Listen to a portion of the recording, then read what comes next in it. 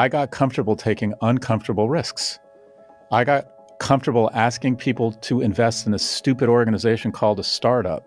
I got comfortable emailing people I didn't know. I got comfortable approaching a woman in the middle of the day at a hotel pool and asking her name at the Raleigh Hotel in South Beach. And then, 4 years later, our son's middle name is Raleigh.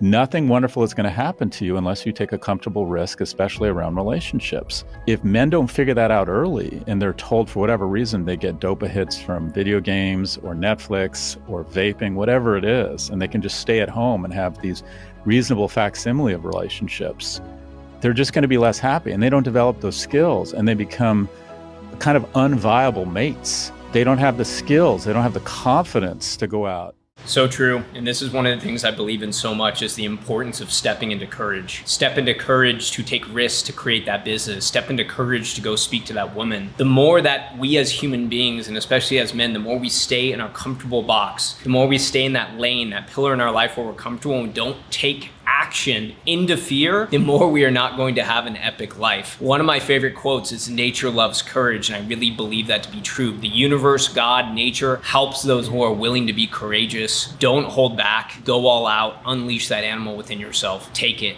You got one life to live.